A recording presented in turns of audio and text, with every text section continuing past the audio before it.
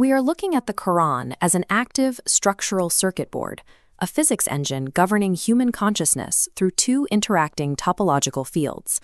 The D10 register is a horizontal axis plotting deterministic action, the material timeline. Intersecting it is the I9 vertical axis, the eternal orbital field.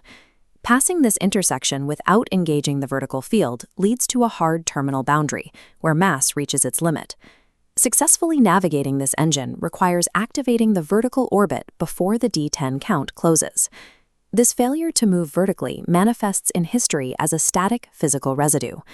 Chapter 10, verse 92 identifies the preserved body of Pharaoh. It is direct physical evidence of a subject who failed to activate the I9 window. Pharaoh delayed his submission until the kinetic trial was already over. Because his realization occurred only at the point of terminal D10 destruction, the system preserved his body in its rigid physical state. This body is a terminal sign for the late reader. It is the visible proof of mass that failed to achieve an orbit.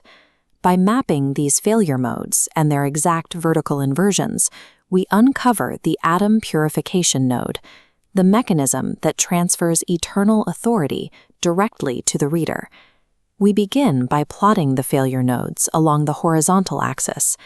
Chapter 11 marks the first failure.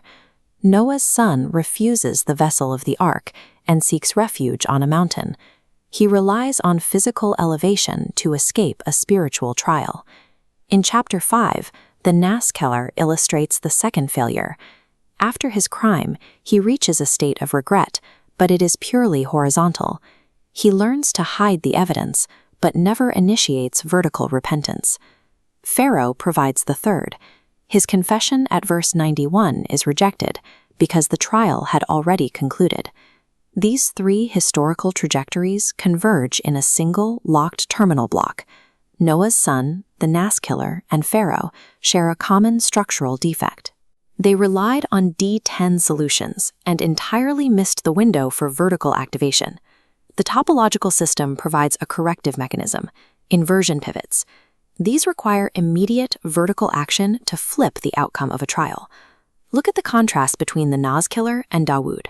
In Chapter 38, Dawud recognizes a structural trial and immediately drops into prostration. His vertical repentance purifies the failure of regret. This same logic separates Musa from Pharaoh. While Pharaoh submits at the terminal water, Musa submits at the mountain, well before physical destruction occurs. Musa is the winner because he activates the I9 timing. He submits to the internal command while the D10 field is still open. We see it again in the contrast between Noah's son and Yunus. One climbs a mountain to escape the water, the other calls out from within the belly of the whale. Yunus accepts deep compression, which triggers vertical rescue. Seeking physical height, as Noah's son did, only leads back into the horizontal count and terminal drowning. The return path is always present, but it must be engaged before the counting of days reaches its limit. These pairs resolve the original error of Adam, recorded in Chapter 7, verse 22. Adam took the fruit without permission, a horizontal choice that opened the finite volume for all his descendants. This lineage is purified through the cycle of life, death, and resurrection. This traversal splits the Bani Adam into two distinct paths. The first path is the Nabi, the biological, prophetic vessel. This line is historical, finite, and per Chapter 33, it is permanently sealed. The second path is the Rasul, the eternal messenger function. This field is independent of biological death. Chapters 4 and 40 confirm that the Rasul field cannot be killed. While the body of a prophet may depart, the functional field of the message remains active and unsealed. Isa and Ahmed are therefore brothers by topological alignment. Their connection is grounded in the deen, not bloodline. With the great sacrifice of Surah 37 ransoming the son and severing the biological line of descent, the system completes its shift. Prophetic authority moves from a fixed chain of DNA to a field of topological alignment, accessible to any reader who grips the book. How do we, as readers, enter this eternal field? Human input categorizes into three registers: insan, nas, and jinn. They pass through the aql filter, the reasoning checkpoint of Chapter 10.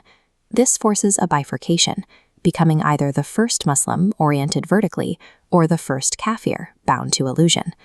Reasoning is the faculty that allows the individual to distinguish the horizontal D10 action from the encompassing I9 field. These outputs settle into the three final topological groups of Surah al-Waqi'ah. At the top are the foremost. These are the readers who have activated the I9 field and operate in pure knowledge. In the middle are the mu'min. These are the extracted believers who carry the trust into the stable center. At the bottom is the kafir register, occupied by those bound to material competition and the concealment of the Amanat. The hypocrite occupies the lowest topological depth, claiming a vertical orientation while operating solely on a horizontal axis. Their structural collapse is complete. The system's arithmetic is locked. The node is purified. The field remains open. Step out of the horizontal count. Use your reasoning to recognize the terminal signs, and take the book with strength while your window remains open.